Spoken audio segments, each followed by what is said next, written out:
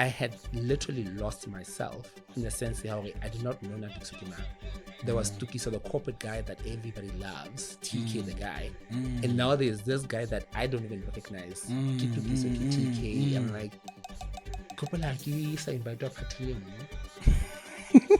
and I was like, I was in my feelings. You know how they said, like, I was at every party. Understand? I was at every party. Social. No, it was a corporate event.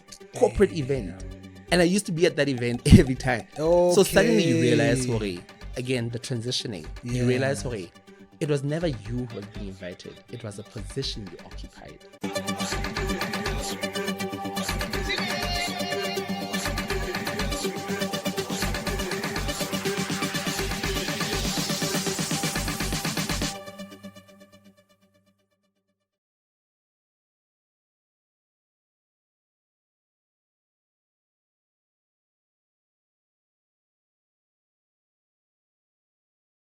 What are you doing there? Are you marketing? Wait. Yourself? How is that? Yeah. So basically my storyline is I want to start creating content regularly. So I'm practicing consistency. Number 2 is because sometimes it takes a lot of work in terms of the length. Kids are like shots. 2 minutes, nothing more, just documenting so I'm basically documenting my lifestyle intentionally. I wake up, I study, I go to work, so every angular thing is selling something. So a day in a financial planner's life. So I go see my clients, we meet virtually. So I'll record the virtual. Oh, okay, from this I have to consult, I also do this, but all the way. In order to stay in shape, I exercise, I eat, I drink this tea, I use this Colgate toothpaste, I blah blah. So I'm documenting a story of like, oh, okay, lifestyle person, give this person. So the travel aspect is like, what do I pack? Oh, okay, I need a travel bag. Which travel bag do I go? I'm studying, I'm buying snacks from Pick and Pay. Hey, I'm driving in a Suzuki Fiola engine.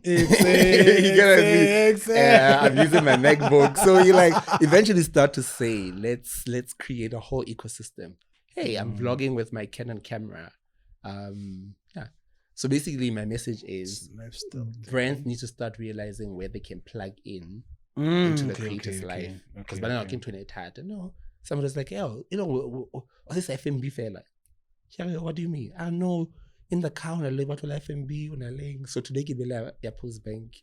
So you start to realize, okay, behavior. Yeah. Are they not the kings? FNB got these things. They're intentional. They are intentional. They're intentional. So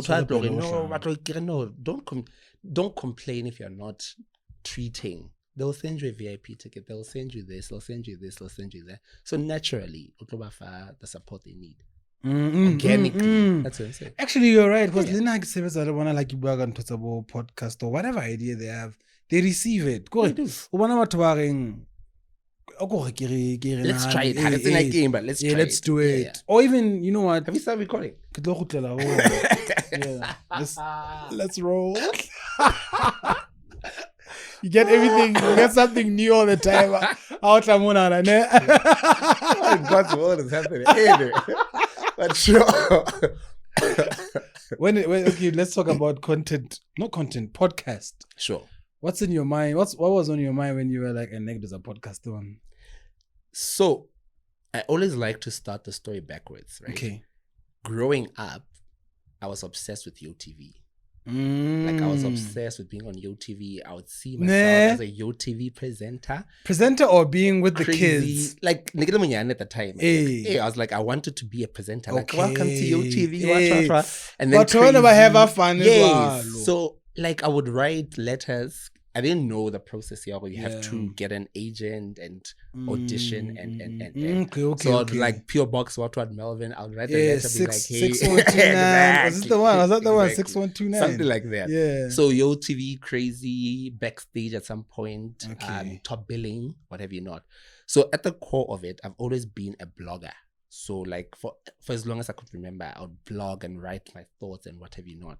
So the podcasting thing came a bit later on. I've always liked to be on camera, blah, blah, blah.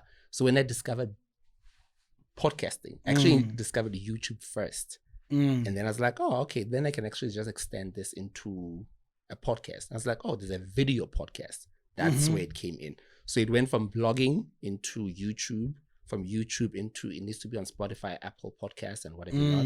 And then they're like, you can actually do a video podcast, which is what I'm doing now. Nice. But then direction. So direction it was already been obvious. So I'm already doing this course. Let me go through the programs. It was weird in the sense that I was blogging about whatever, personal development, leadership. So I studied finance, but I also majored in tourism. Hence escapes, blah, blah, blah. Yes. Actually, you did mention this. Finished studying, majored in finance and tourism, was blogging, working in banking, blah, blah, blah. But I've always loved to be a lifestyle guy, top billing again. I'll be like, hey, welcome to... So where the journey actually started... People of the South are inspired. No. Top billing was like, no, like, yeah. People of the South. So... Kyopola, it was 2019. Just came back from the US, Kabakalayali. Okay. I posed, I wanted to be a lifestyle kind of guy. I was already doing lifestyle, but not intentionally. I posted on my WhatsApp and I'm like, hey, Kibona Honali Lesotho Classic Champagne Festival happening in Bilo Boutique Hotel. So I put up a status on WhatsApp. I would love to get a ticket. The ticket was 1,800. I remember very well. And I did not have... Also at that time. At the time. So I put up a status. Ibe Mamutaik. She's like, come through, I've got a ticket for you. Ooh. It was all white. It was white with a touch of black or something like that. Sky Restaurant. But in the time of a Sky Restaurant, but they did it in the basement parking. Okay, yeah. Cool. Get there, whip up my outfit. So I started vlogging rather. Yeah. Phone, or I don't even know if you shoot landscape or portrait. Yeah. In between. Focus like, hey, I'm like, I started vlogging from getting ready to getting to the venue, getting this. I'm like, I don't know how to edit this thing. Went on YouTube. I'm like, a couple of videos. Edited the video myself. Terrible lighting, terrible audio. Landscape into anything, but I actually did it. Dude, till this day, I watched that video. I'm like, this is where it started. Did a voiceover, did a video editing, did everything. But I'm like, what are you doing? And I'm like, I'm a lifestyle. Literally was channeling the top billing life. Welcome to the Capitalist Seek. My name is Ticket is this. Started giving information. And that's where Escapes kicked off officially to say, I've always liked to document. I was already documenting my travels in forming a blog post. Hey, I'm in Mozambique. This is how much it cost me. Hey, I am in Cape Town. This is how I got there. This is what I learned. So I took the articles and I converted that into video. Okay. And then the podcast came. Okay. Yeah. The actual podcast. I see. Now it's podcasts. TKO Network. TKO Network. Oh, TKO Network. Yeah. So what are you getting as not even feedback, but what are people saying around you? I mean, 2019 podcast in Lesotho. Come on. Yeah. Yeah. So it was weird because people were seeing the vision, but it didn't make sense. People who had exposure, people who had seen different YouTube channels, people who had seen content creators, because I think this is when content creation was starting to pick up, especially in South Africa. The rest of the world it had picked up, but in Lesotho it was still like, where's that in? I invited to do what? Yeah. Remember calling just before COVID, calling Refila Mukwan, base. Like, hey man, we've got this idea.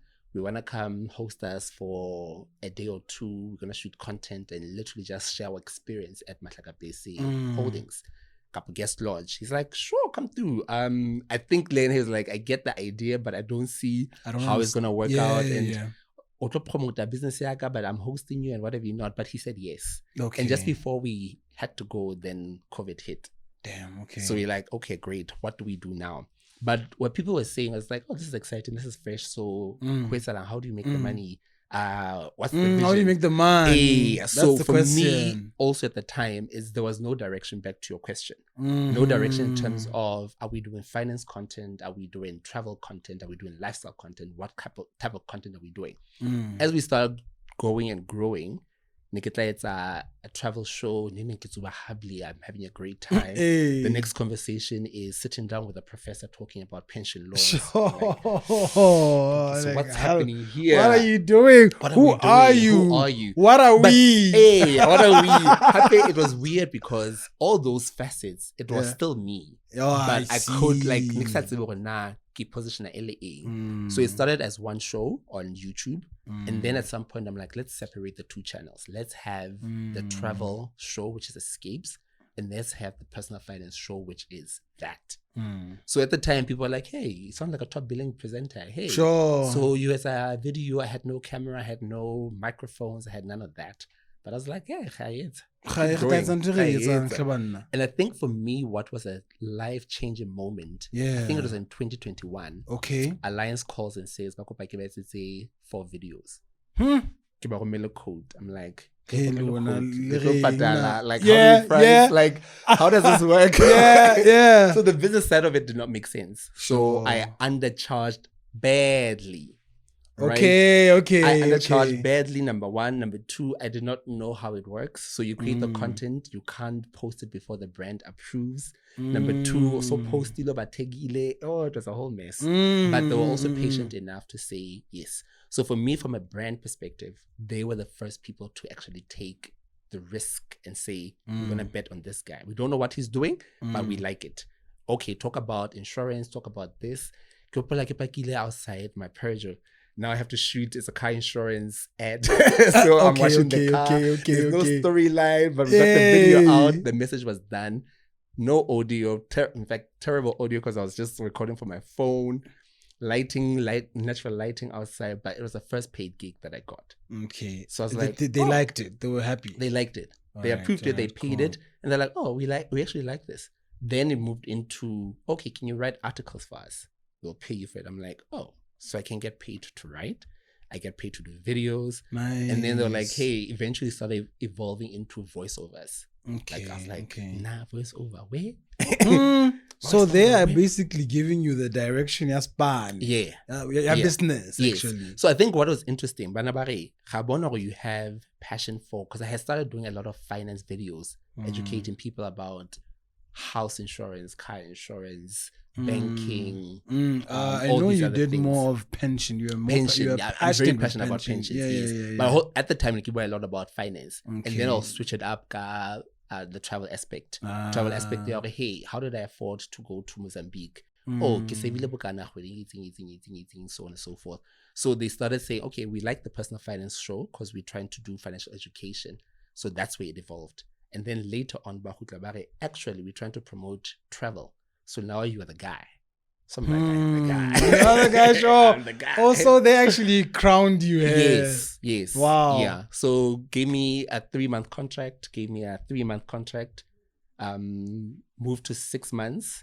Ooh. Then they did 12 months. Then they did 2 years. So I was like, I'm actually a paid content creator, guys. How much the question comes in. Yeah. Also that line.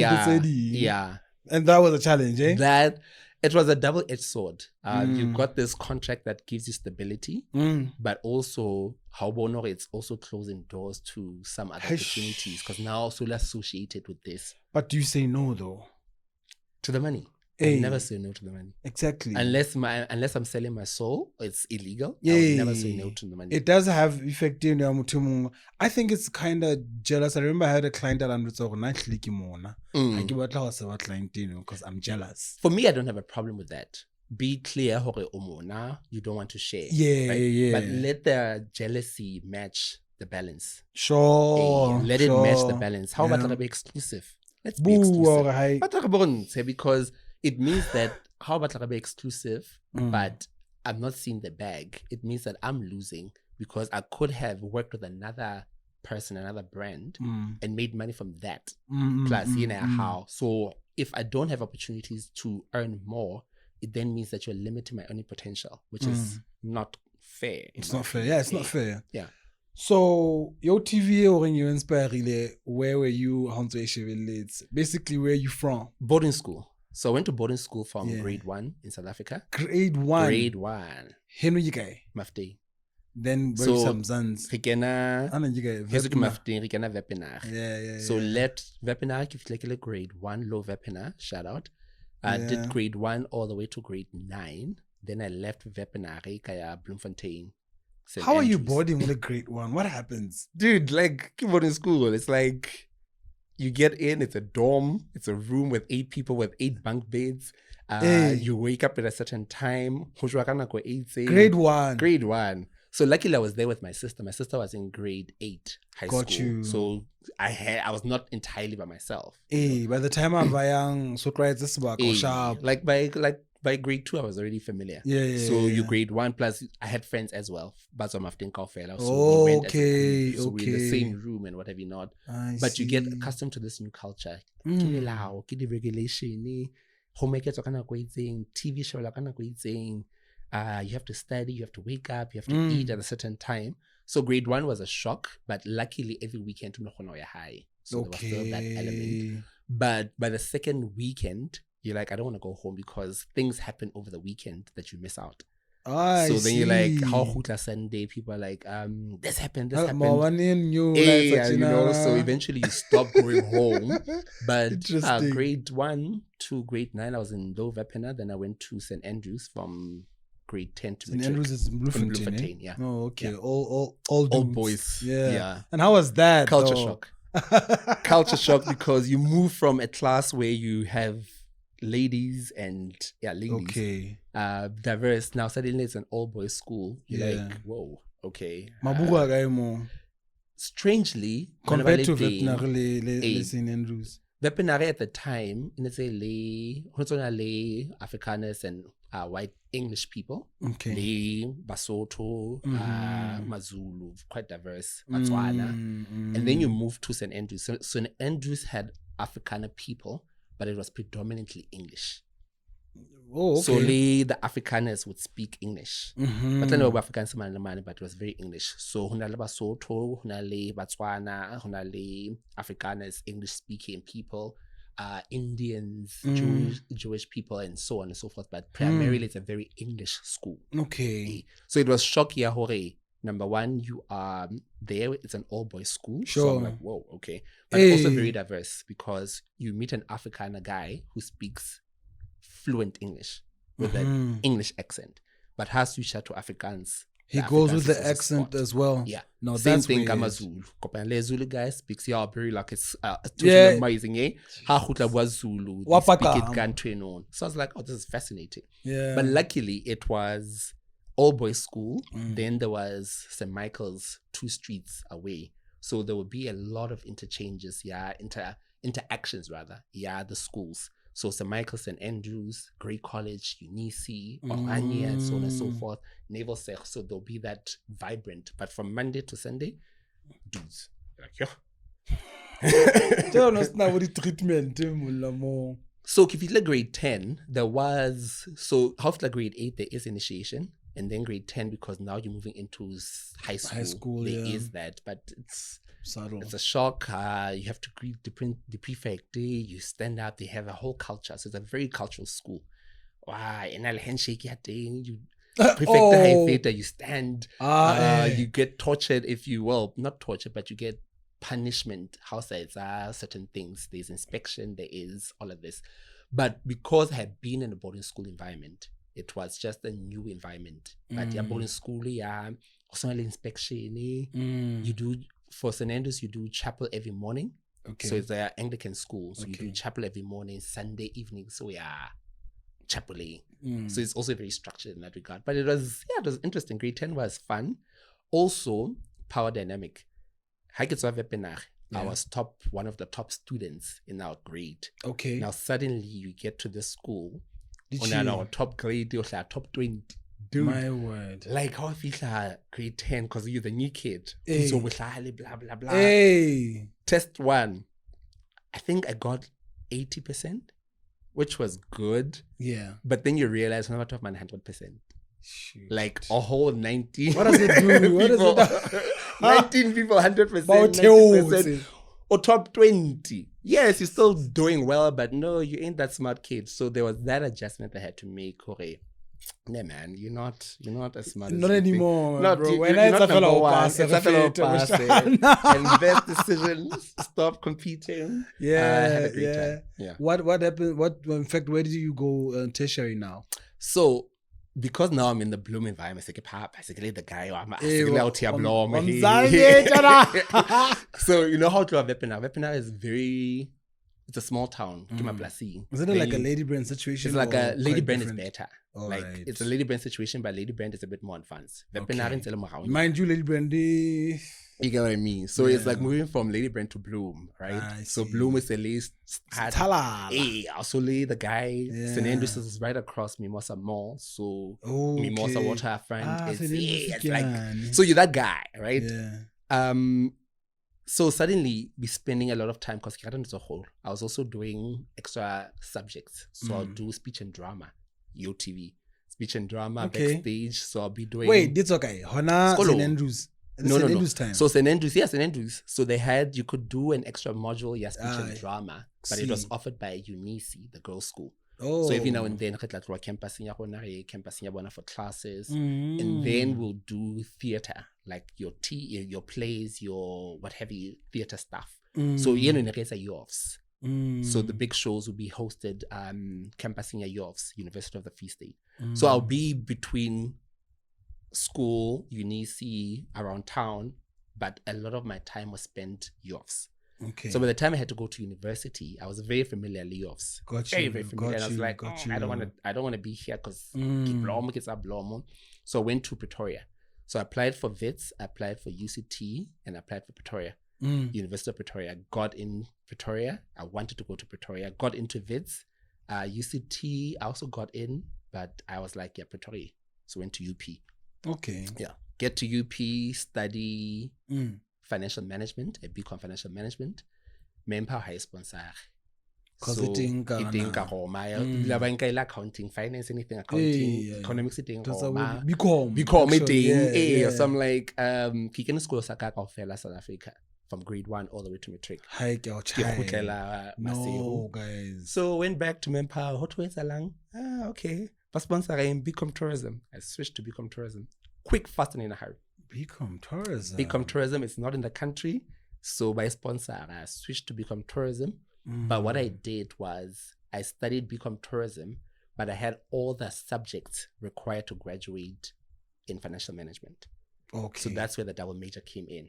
So I would spend time with the BCom tourism kids. So how into BCom, that's how into BCom marketing, but now BCom accounting, they're smarter than marketing or any other BCom. So I would sit with the BCom tourism kids. Wait, it's a thing. It's a thing. So I want to become, in our context, BCom accounting, BCom financial management, BCom investment, BCom economics, and BCom econometrics. They were the kids, the numbers people, very smart. Yeah. BCom marketing, BCom communication, BCom tourism, BCom business management. Sure. Right? Yeah. So I was constantly in between these two spaces. Okay. BCom tourism, they're like, what's on the finance kids will be like, what are you doing with those kids? I'll be like, these are really people, Then when I'm hanging out with the BCom finance guys, the BCom guys, tourism guys will be like, what are you doing with that? What are you doing, bro? So I was like the non-loyal guy. Damn.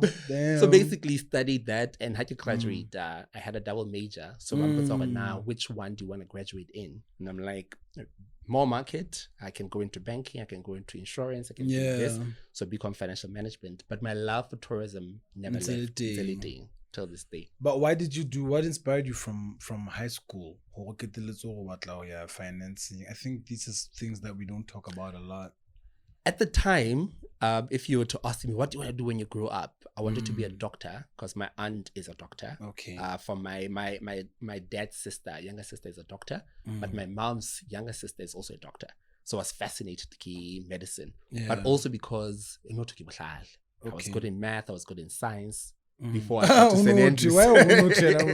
Before I got to St. Andrews, it was a shocker, right? Yeah. So I always thought I wanted to be a doctor because I was influenced by these people studying. The one aunt was studying at UCT, the other one was studying at UKZN, University of KwaZulu-Natal.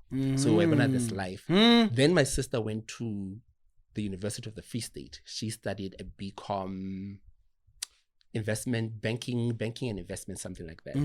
So in grade 11, when science was now starting to show me flames, I was like, hey, that dream of becoming a doctor is not going to happen. So at some point, they were like, be an actuary. I was like, yo, math. The math was okay, but the science was not sciencing, right? And I'm like, I don't want to do numbers. So I was like, I don't want to do speech and drama or anything in the arts because the market is not looking good, especially because I have to come back to Lesotho. So I'm like, what do I need to do that can get me a stable income without struggling too much? So I was like, become marketing, iteng Roma. Become accounting, iteng Roma. Become financial management, iteng Roma. Kapo iteng Lesotho. Become tourism. I'm like, oh, okay, my sister is already studying a BCom.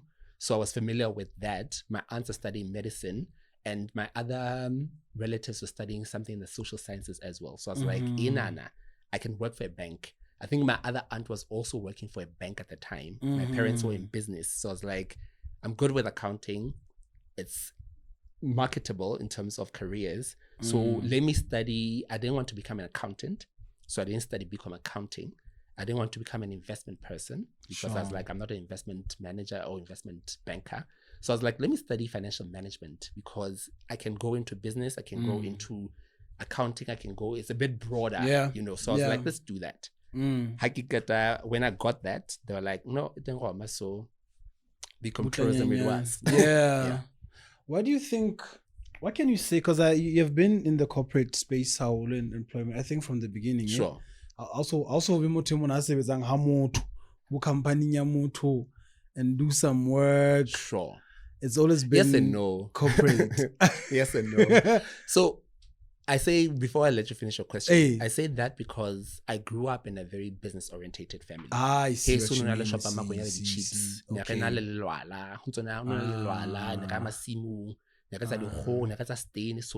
I've always worked in a business environment. How to hire for holidays? That's what you're trying to say. Well, in essence, you know, if they had financial advisors like I am now, I'll probably not be working because I'll be a trust fund baby type of guy. But yeah, so I grew up in a very business orientated family. So I do holidays, I would come home and I would work in the family business. Okay. I remember June 2004, my white friends from Saints went to London. All right. They're like, we're going to London for the June holidays. What are you doing? My word. I go home. The garage is full of ditapole all the way to the ceiling. Literally spend the entire holidays.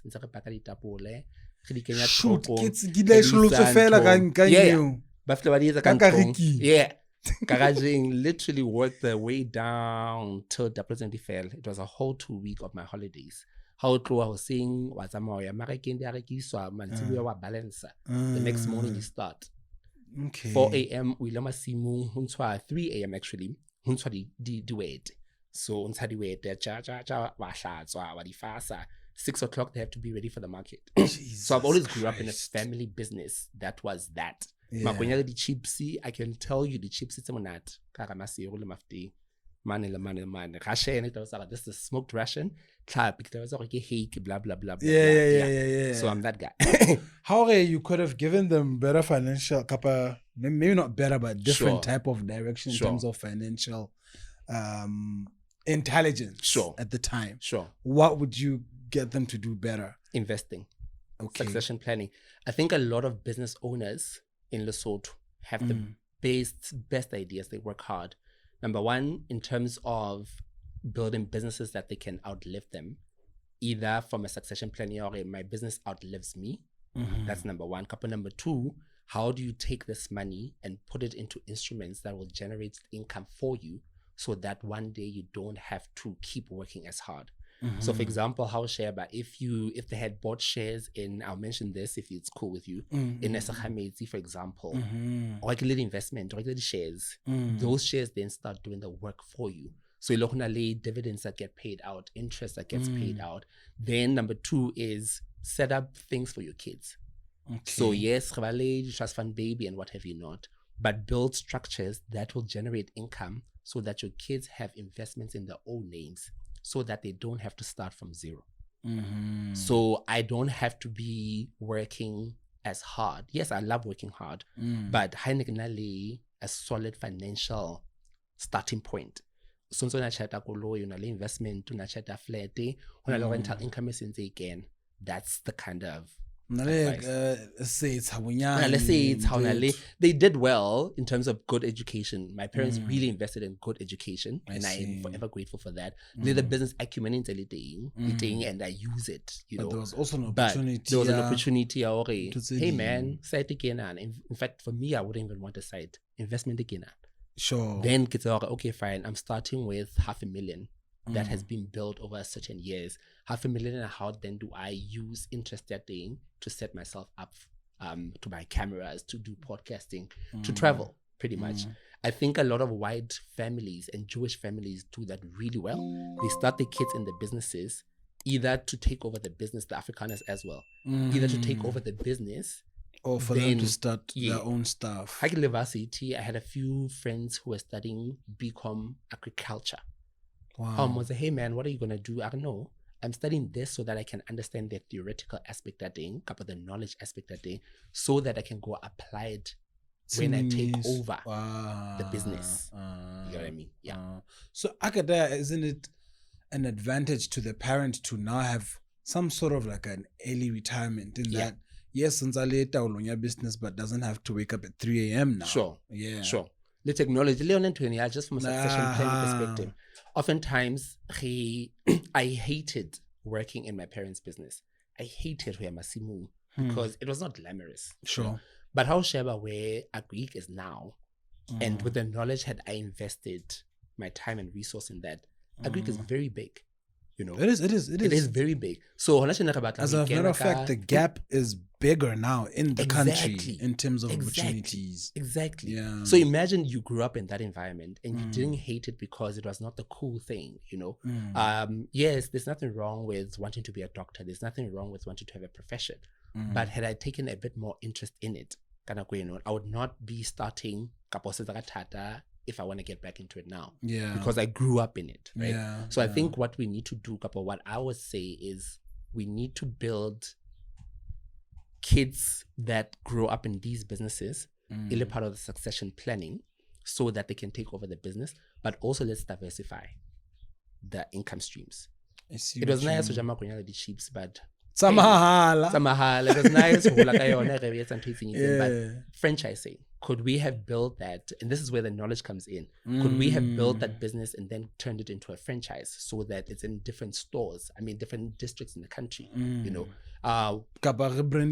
Production all those things, which is where I feel like let's match the knowledge that we are learning in order to grow and scale those businesses. But I think generally, I actually wrote a blog post about this. People who are in business, freelancers, self-employed people, we also need to think about retirement. So when you look at a lot of people who are retiring from their businesses, yes, they had a business. Yes, the business may still be operational and making money, but high feature consistent for them to actually retire, forcing them to still go back and work. So what is the best way? Like, how would you want people to look at retirement? We're talking finances now already. And don't go deep. I won't go deep. So I'm thinking, right, on Tete, you have volume agency, right? Yes. TK and the TKO Financial Wellness. As we start working, because we don't have an employer who's forcing us to save for retirement. Sure. You're building your business. But part of that business income is 500 and put it into an investment that's earning you interest. And do that consistently. You are building your business, but you're also building this investment that can generate you income. Oftentimes, people will say business is hard, 500 Rand every single month. Or if it's not every single month, every now and then. How can a culture put something away for your future? Because at some point, I don't see myself still working for TKO Financial Wellness. Yeah, you know, and I want to be sitting depending on it, right? But when you start working, is retirement should be part of the exit strategy, because you need to be thinking about leaving your business at some point.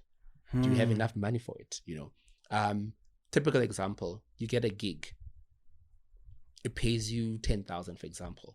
500, 1,000, and put it in an investment and continue with the business. Sure. The earlier you start, the better, because that money starts growing and compounding effortlessly while you're doing all the things that you care about. The second thing is, oftentimes, relevant to our business, small, medium enterprises, is we underestimate the cost of healthcare. Yes, medical aid is expensive. Yes, insurance, medical insurance is expensive, right? But you have a client who gets admitted into a hospital, chronic illness, or have an emergency or something like that, then bam, a Mediclinic, Maseru Private, for example, 400,000 in medical expenses because you stayed in the hospital for 3-4 weeks. Where does that money come from? What do you mean? You have a client. So, the case here, a client, you get hospitalized, right? Hey. Hospitalized, you get Kill a client. Only business owner. Okay. You're a business owner, you fall sick, you have a medical emergency, you get admitted.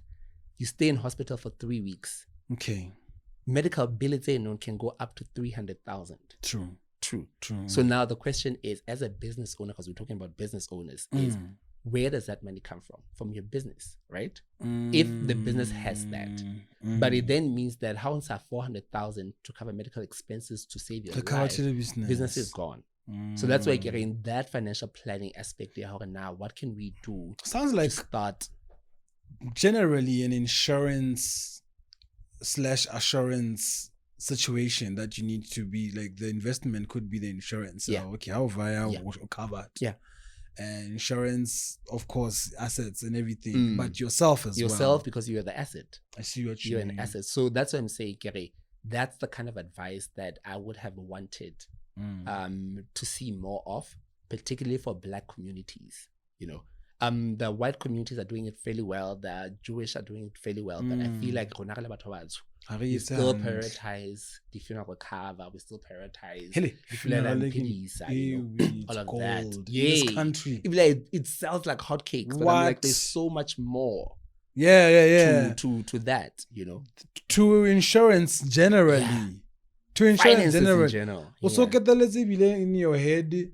A metropolitan, for instance, so when you wanna leave exactly how in terms of and they brand have so much more to offer. So much more to offer. I think like a podcast insurance.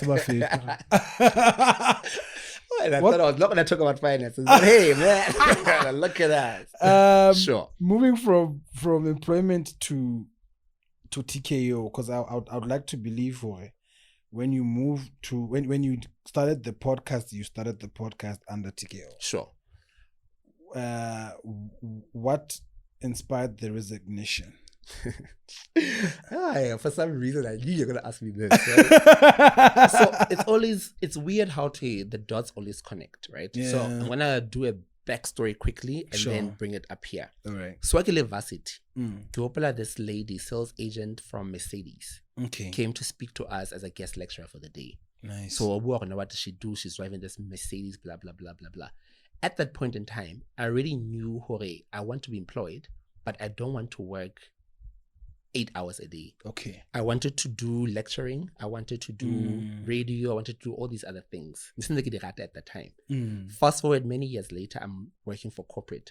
That thing was still there. So I'll do my job, but I'll still do a blog post. I'll still do a radio interview. I'll still do part-time lecturing. I was doing part-time lecturing, EMs, and so on and so forth. Oh, okay. So I've always had interest in many things because I have a lot of energy and I have a lot of interest. So fast forward, I'm in corporate next I'll sit and write a blog post and publish it. I'll sit and write an article for a newspaper and publish it, send it to the newspaper by fair.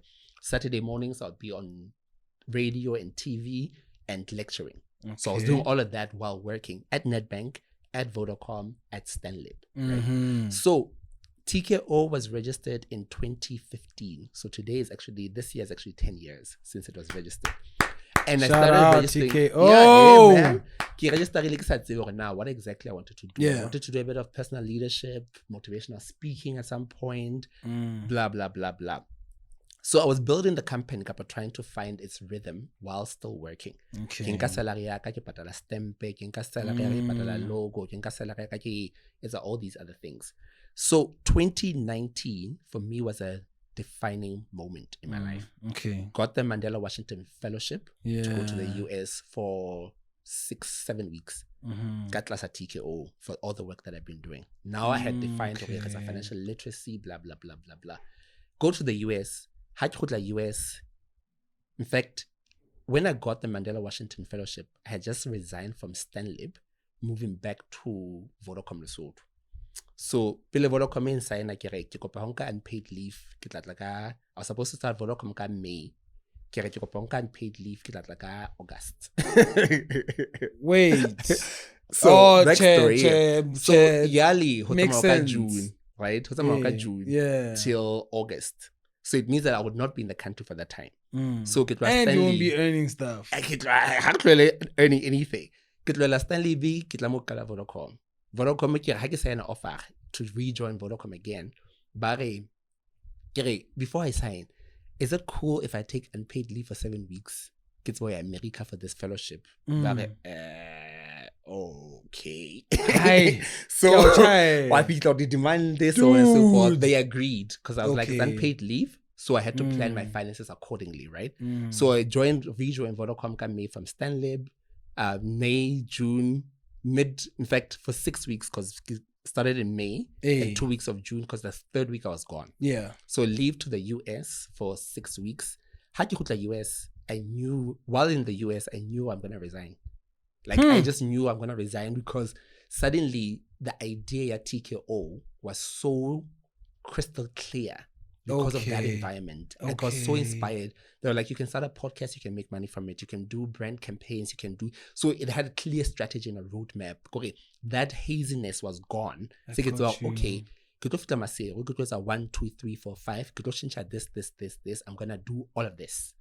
So I came back with a clear plan. And then I could feel like August, rejoin Vodacom again. But I was like, I need to leave. And I'm giving myself 2 years to do that.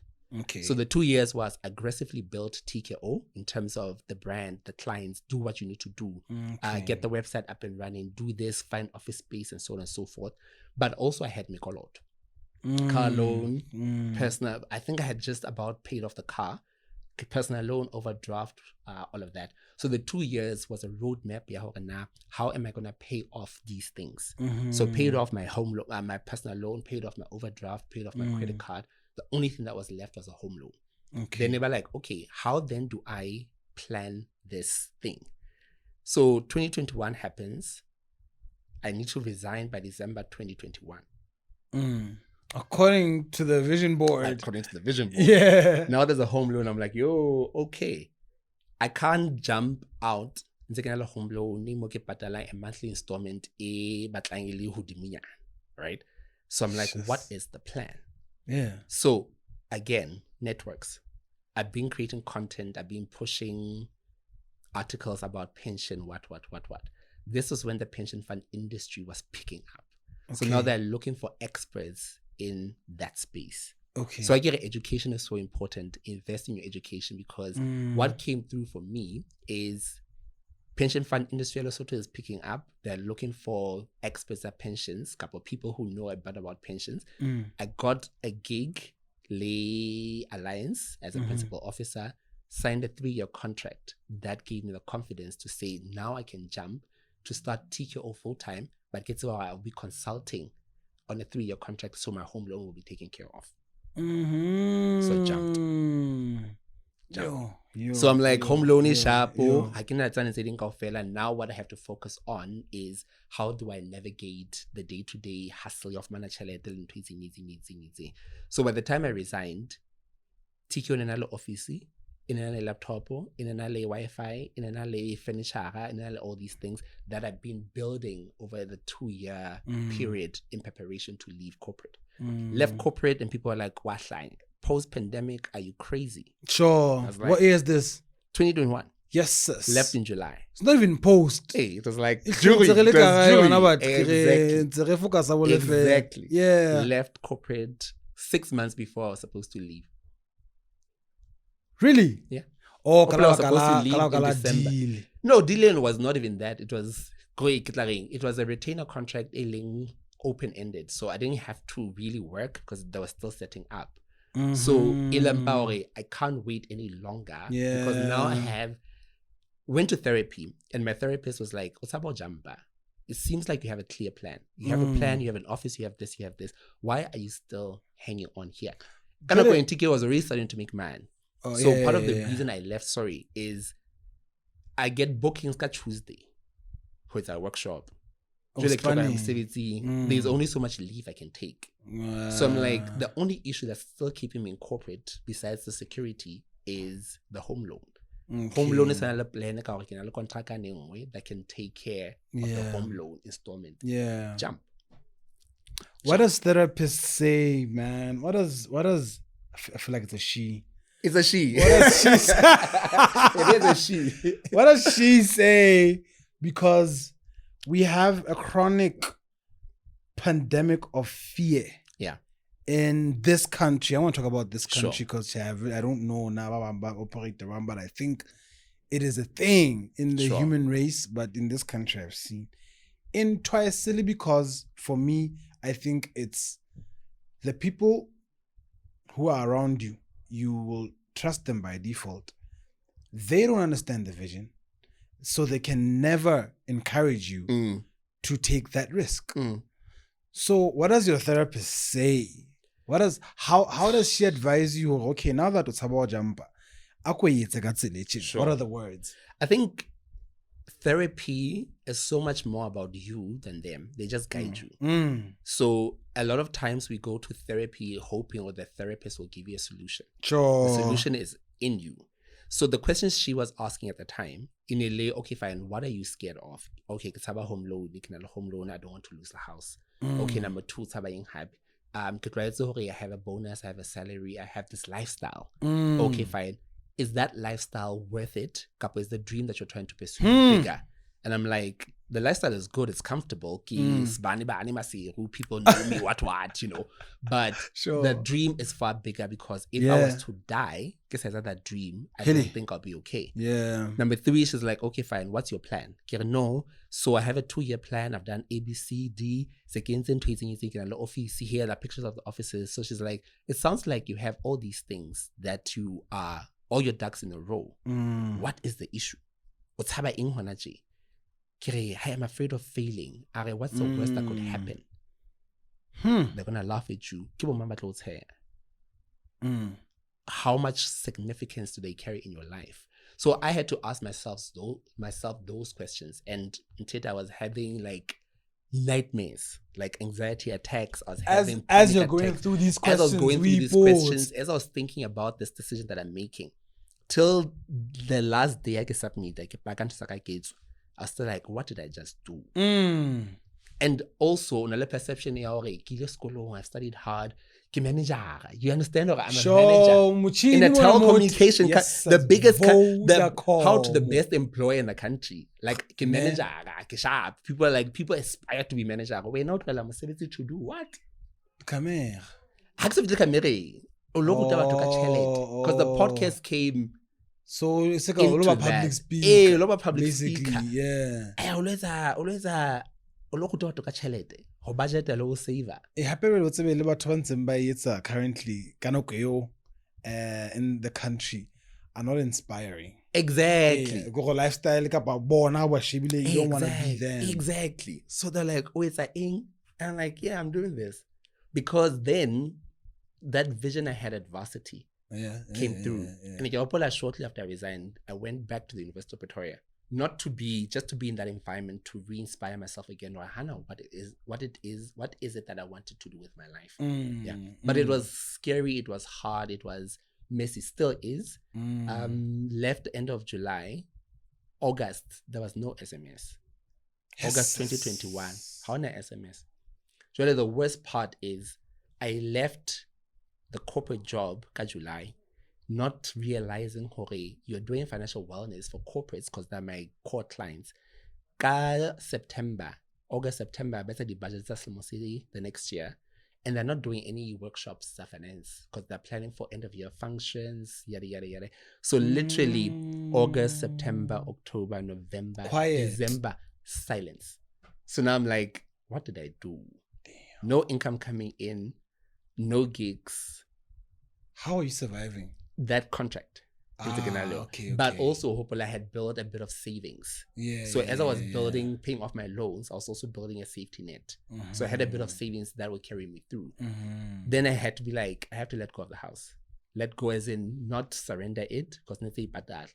Let go as in move out, rent it out. Then you start looking for corporate emceeing events. Hey, I'm available. You start looking for Swagaman just to make ends meet. Hey. Now you're also dealing with the shock, Yahore. Excellent weekend. How are the tripping? I can't say I don't have the money. And I gonna go and organize a random because I get the bill is already big, but we are already saying, you know what? Let's go.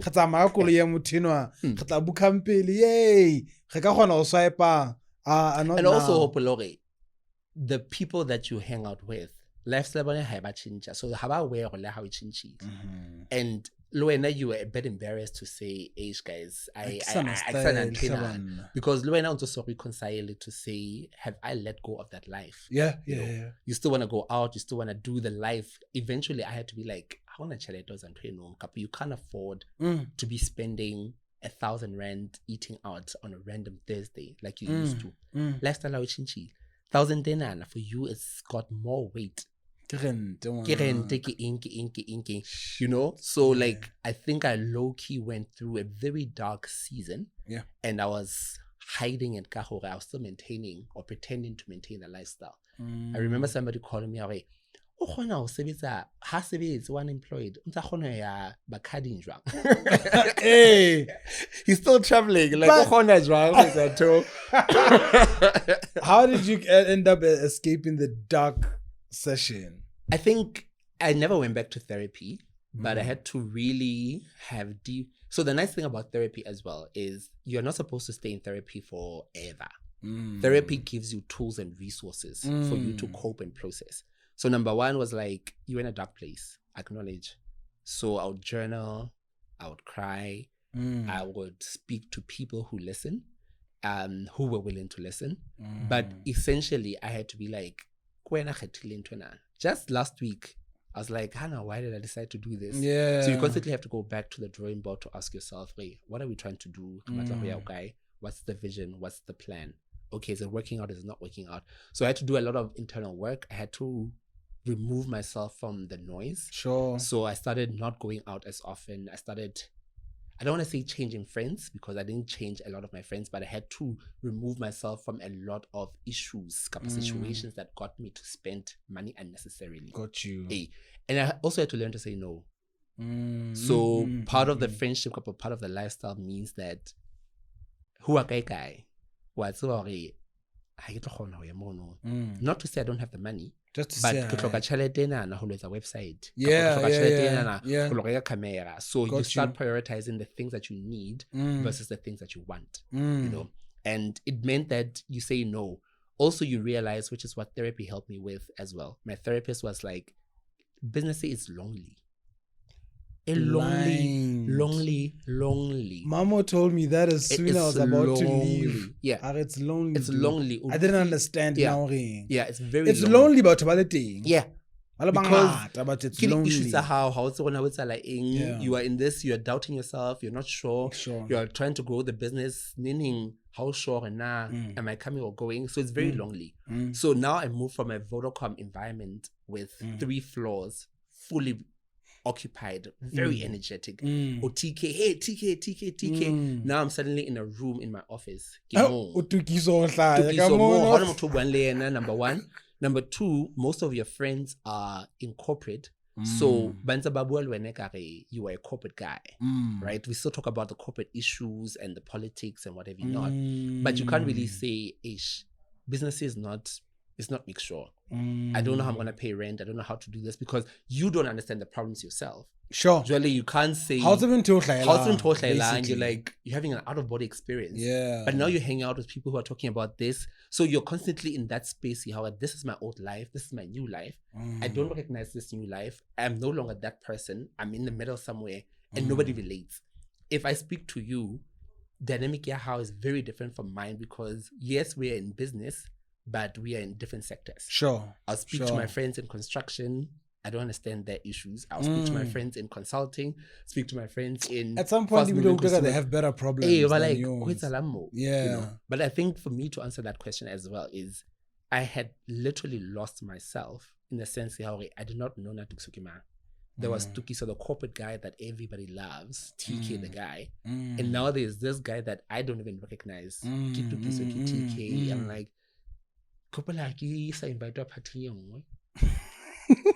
and I was like, I was in my feelings. You know how they said, like, I was at every party. Understand? I was at every party. Social. No, it was a corporate event. Corporate event.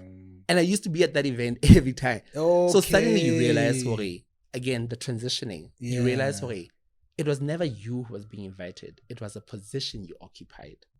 Oh. So now you're dealing with that adjustment as well. You were never actually that guy. Yeah. Oh my God. It was a position. It was the position that you occupied and the perks that came with it. So the whole time, no, I can still blind. I'm the corporate MC. I'm loved everywhere. No. It was a position that gave you access to those things. Now you no longer have that position. So what do we do? Yeah, you have to redefine yourself. Okay. Hey, what's your value? Who are you? What do you stand for? And you define yourself only an individual, but also an individual who's building a business, because you don't want to define yourself as the business as well. You have to know who you are, but also the business. So there was a lot of internal work happening. Like, let me tell you something, bro. I'm not supposed to be saying this on national television. It happens all the time, Hakile Golfo. You know, I work at most of the golf events. So I know a lot of people. And here's another thing. It's our time. Sure. Type of thing. People we went to school with. People we bullied and people who bullied us in primary. Sure. You know, and people you interacted from high school. But what's in the one I'm saying? Everything, you know, those deep things that you know about people are in managerial positions now. Decision makers. They are people who are approach one. So, hang out. I also tell TK sometimes. The other TK. You see this guy. They're the other TK. Said again. Okay. Dude, Wamana Mutu, MDR Mama. That's my sister. Sure. Wamana New, that's my aunt. Sure. That's my boy. Sure. Like, people will be shocked. And then they were like,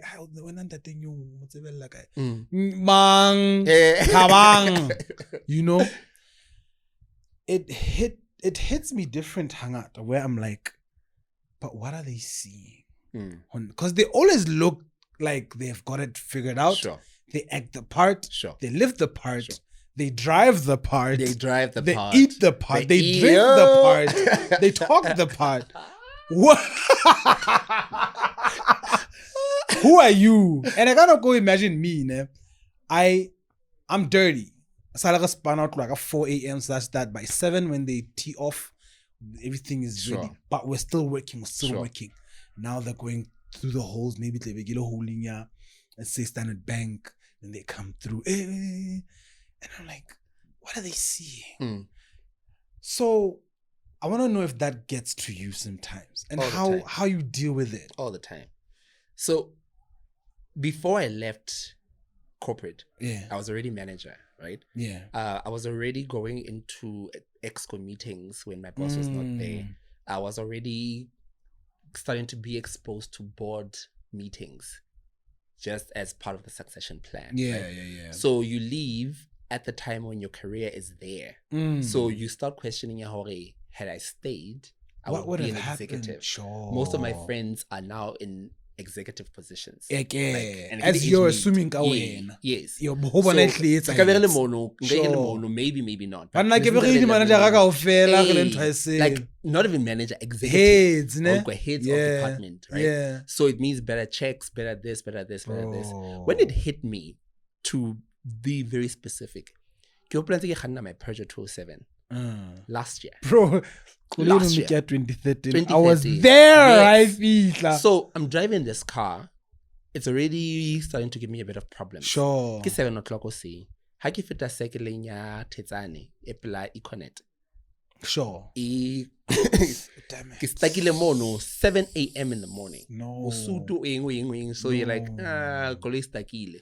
Now you see people driving. Corporate. No. Last year. I get stuck with this car there. Right? Eventually I get sorted out. Second part, ke lo deliver ice golf course. Yeah. Ha ke fitla, I park the car, ke bula booty, ke drop ice, ha ke fitla koloi ha no start. The same one. Hey, Jacqueline, you know. Damn. So you start questioning because in that moment you are desperate to get this money. You've just got a gig with signing. Now the car's not starting. They're like, all my friends are driving SUVs. All my friends are driving these cars. All my friends are sharp boys and tweeting. All my friends are invited to these parties. So they won't have a poster, all these things. So it's that thing again. It's a life that used to be your life that you no longer identify with, recognize, but it's in your face because your close circle, your network is living that. Like I was sick. I was feeling sad last week, and I was sad the whole week. People say, "Why am I so sad?" It only hit me, hore. Bonus season in the banking sector. So because I was that life, I can't say if I get it right. Sorry, March. It hits you.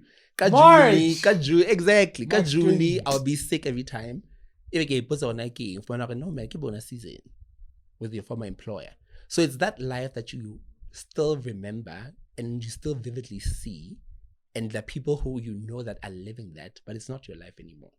So secondly, you are struggling, you are hustling, you are building because you're pursuing this dream. So how do they see me? When we have conversations, they'll support, they'll be proud of you. But until you know who you are and why you're doing that, it will break you. And it broke me for a while because I had not identified who I am. In retrospect, not retrospect is not the correct word.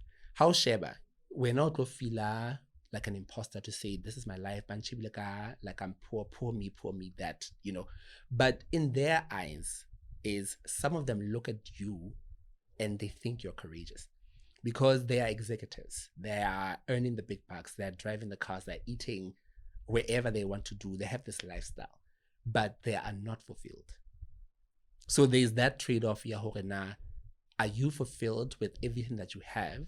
Kapo or Shebile and TK, who are hustling, building their own thing, challenging as it is. And are they okay with it? So for me, I had to ask myself, would I go back to that? Was I fulfilled doing that? No.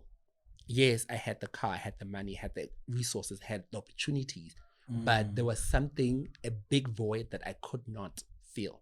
And I may not have that big bucks yet, but and there's a feeling that I can't quantify in terms of monetary terms. So it's work that you have to do on you because naturally you feel like an imposter. How can golf, and those golf shirts are nice. Lady cap, smelling good. We're now like the only ice boy. Kapole branding boy. And also mototare, but you qualify. Yeah. You know, like, and they know that you know that you qualify. Hey, somebody calling me, I have an opportunity at least I see via how. I'm like, no, I get to it. I know but la sharp. I know but la sharp, but I get to it. I go, I was like, and how is she? But like, dude, like, no, and bought my Audi Q8. Sure, within weeks. Probation. RS Q8, yes. Pearl white. You know, I had to be like, no, because what I'm trying to be and build is far bigger than that, but it does not make sense to anybody but me. And yes, I could buy the Audi RS Q8, be happy, but within 6 months, I'll be where I was 31st of July 2021 when I decided to leave.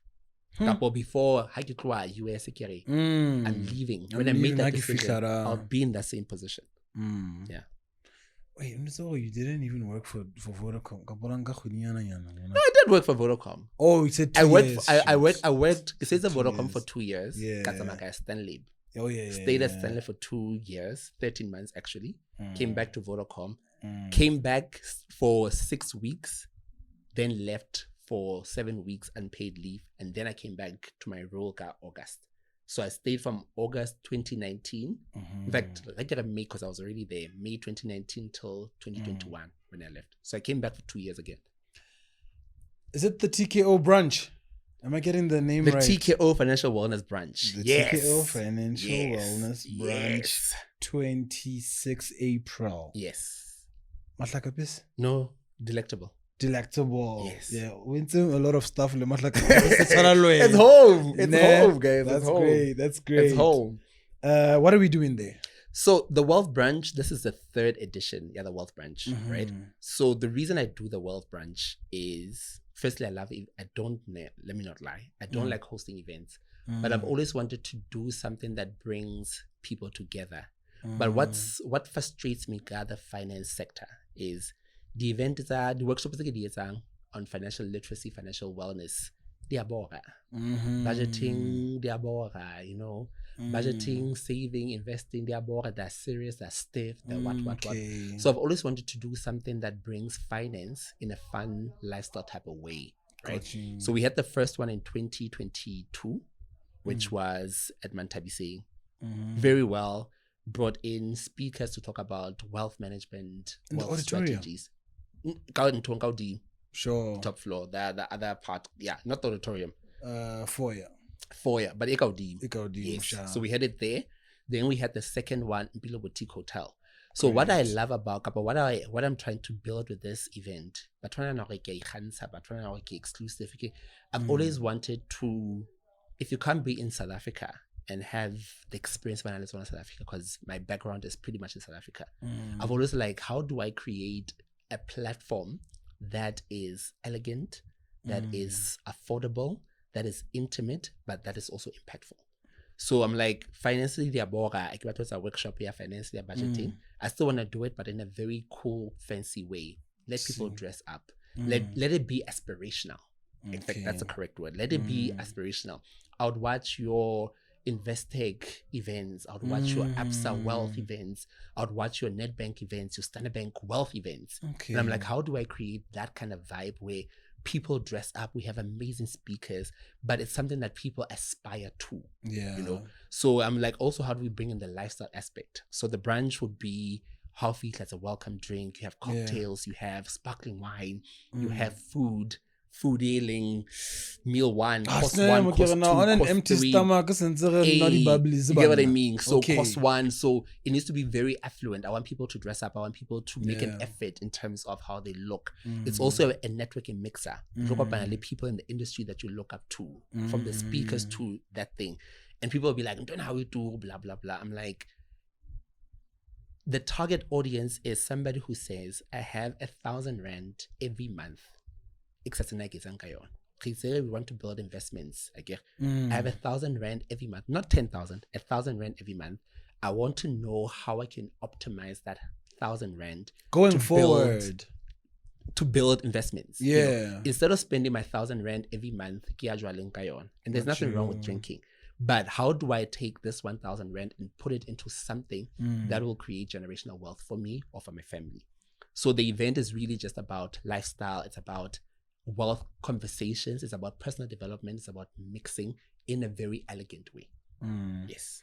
So is it, my concern is, at what point are we going to learn this stuff? So this welcome drinks and are you going to make presentations there? So it's presentations, but not necessarily presentations. So for example, you work at the 2023 one, right? Sure. Again, it's the welcome drinks. You sit down. Speaker number 1, who's a psychologist, speaks about the psychology of money. How do you have to prepare yourself for wealth creation? So Wabu for about 10-15 minutes, right? Q&A with the panels. We serve the first meal. Second meal, we eat coffee, what, we networking, music playing in the background. Second speaker speaks about investment principles. So but cheats.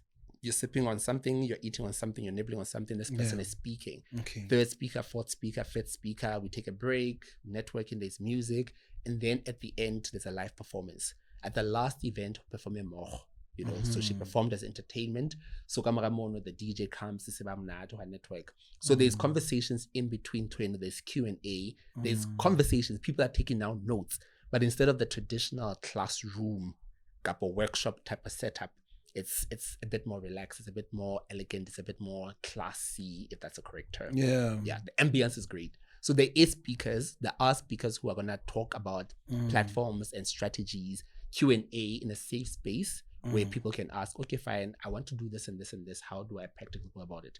Get 1,000 rand, okay, on a platform, this is how it works, this is what's needed, blah blah blah. So it is very educational, but in a elemental lifestyle, lay entertainment.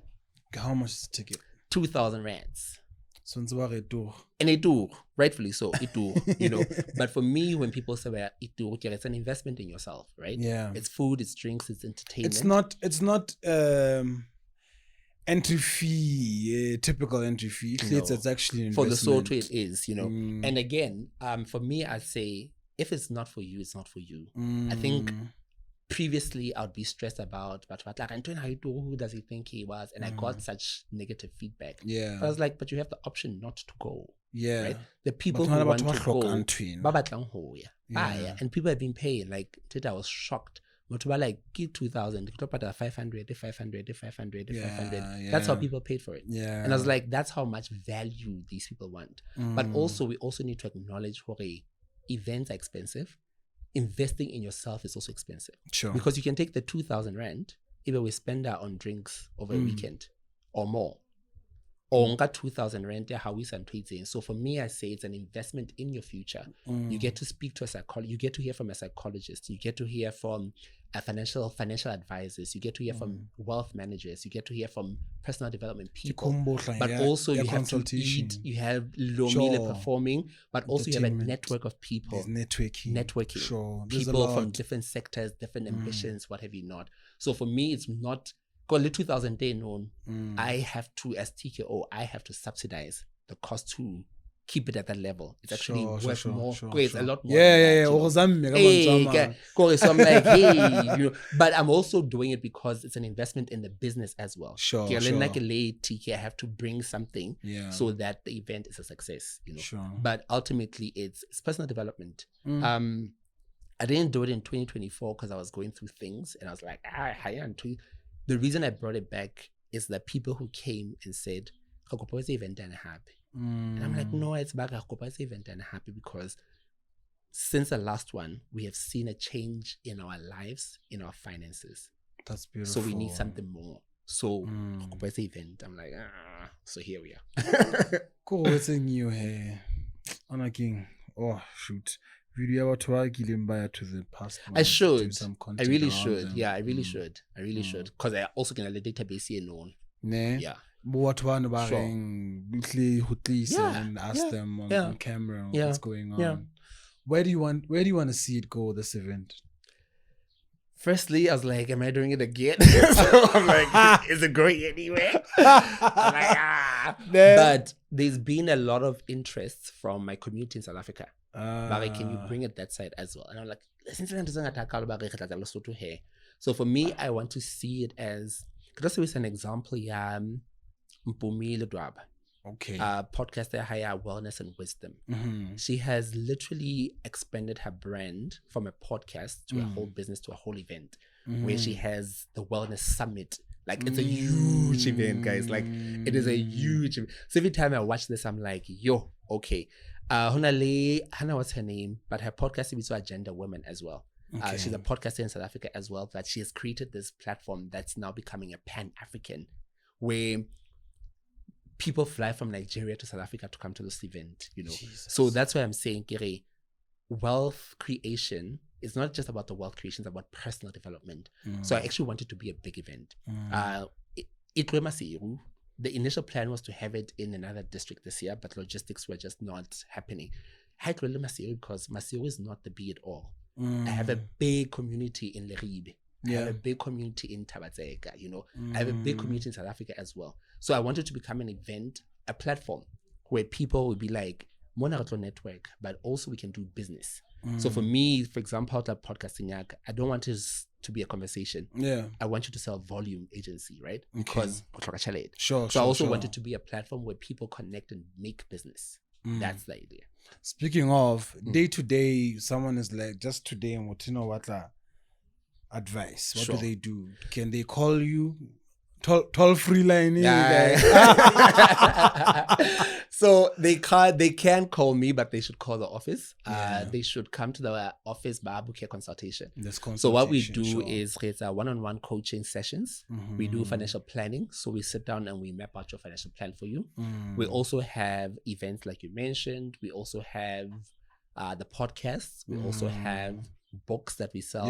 So basically financial advice, right? Financial wellness. So we get invited to speak at different corporates. We get invited to speak at different events about finances and so on and so forth. But yes, individuals can book a consultation with us.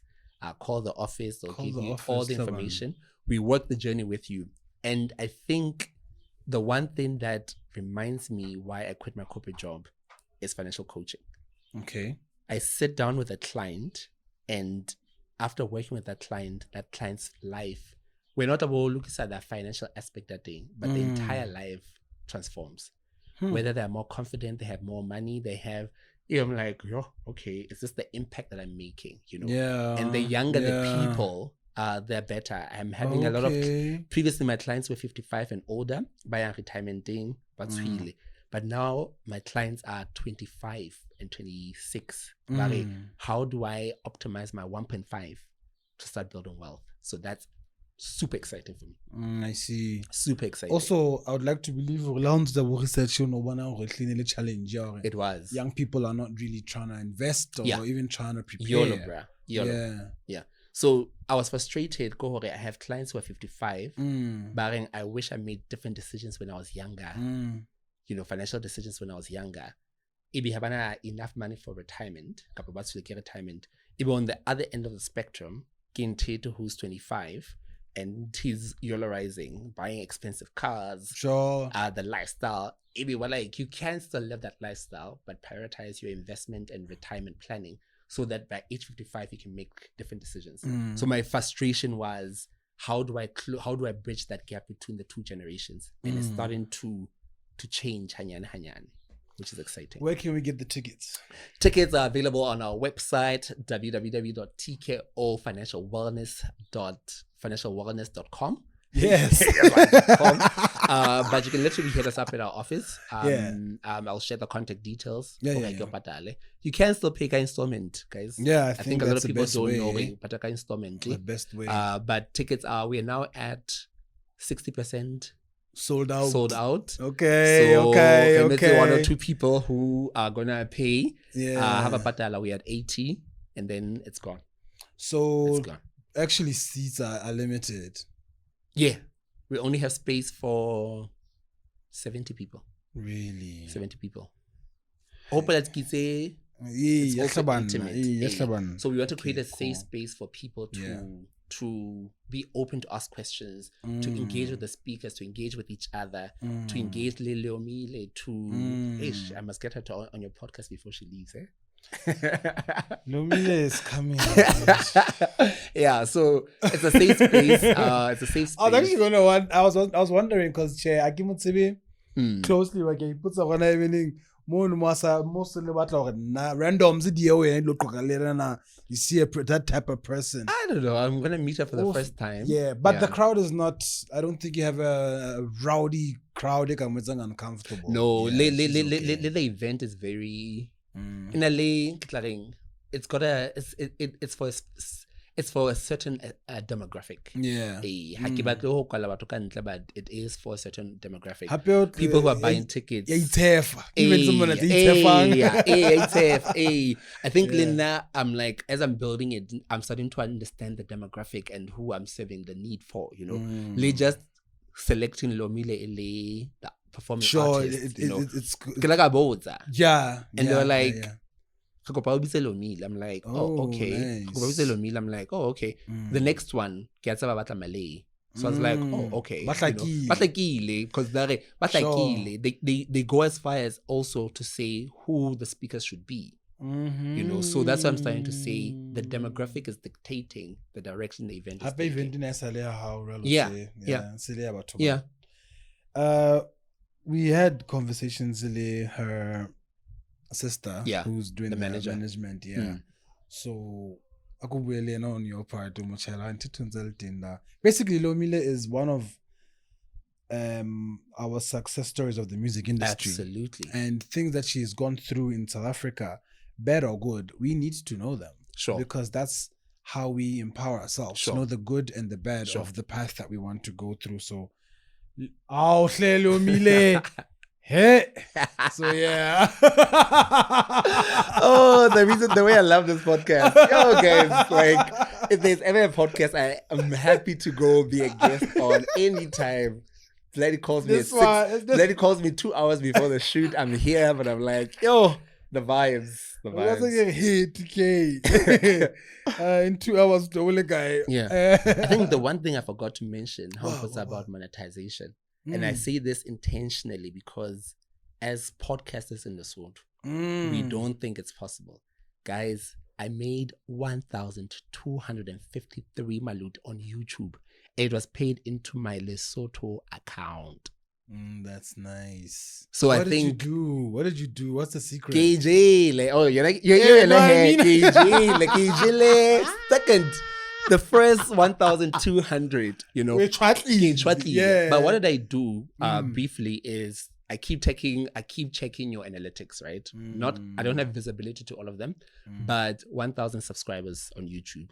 Last I checked, you were at around 950 something. Yeah.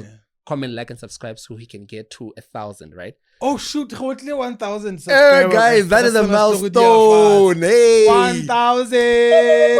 Guys. So the next thing would be watch time. 4,000 hours, right? Yeah. And then once you qualify and get into the program, AdSense revenue that plays that you earn on the channel, it be minimum 1,000 for them to pay out. So after that, they'll verify your account, verification, text, what, blah, blah, blah, give them your account details, and then they'll pay it into your account eventually. So I made my first paycheck. I'm expecting the second one. Hopefully end of mid-April. It's about the expense event. It better. Yo, we've been talking for an hour and 25 minutes. What? No, I must invite you to my podcast again for part 2. Yes. That's like a conversation.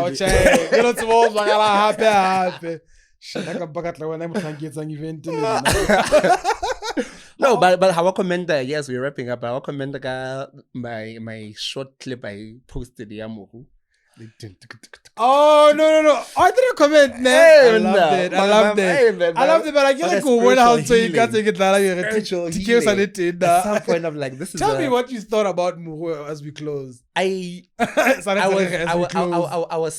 was very tired because I had an event before where I was speaking. And it was a long day, so I get feel like it was a spiritual awakening. I don't know if that makes sense. But in an alley, the goosebump that was I playing performance. We waited for you guys. Oh yeah, we wait. That's how committed we are. We waited for you. I set up. What have you not? We waited. I was there for about an hour and a half. Then I had to leave because I was just like out. But the time I was there, I could see where you go into this space where nobody can see where you are, but you were here, but you're not here. When I go where you're drumming, I watch that clip every time. You are like, this guy is not here. Sure. Comment I got on TikTok on that video was like, it's a spiritual connection. Yeah. He's not here. He's not in this realm, And it was interesting because after that, I was like, we need to tap a bit more into spirituality. And in the podcast, I'm going to start talking about spiritual. Sure. I think we operate at a different level when we are spiritually connected. Yeah. We're also going to have... You have to close. In closing, we're also going to have Ausmamelo Poman, she's gonna come through. Oh, yeah. I'm dropping her episode. She's I'm definitely dropping gonna her give us episode. she's gonna explain now. Guy. Dude, I have her on my podcast. The first, there's the Open Corner podcast, my new podcast. Yeah. She is the first guest. I'm dropping that episode next week Friday. Powerful conversation. Powerful conversation. She's going to be amazing. This one, She's going to be amazing. She is incredible. She's and I don't know amazing. why we keep interviewing the same people. The energies are also and we bring out the different stories. Absolutely. That's interesting. Absolutely. Again. Ladies and gentlemen, TK for you. Get your ticket. 2,000 Maluti or 2,000 Rand or 2,000 Emalangeni. I don't know, in Pulas. Just do the conversion and remember you can pay Kadi, stake by stake until you get there. It's an investment in your life. You need to change the narrative of your life, of people around you. We need to just learn that this money thing is very important to us. And from me, Allegro Africa, till next time, peace. Cut. Let's take a photo. An hour, 30 minutes. Hello, Eddie.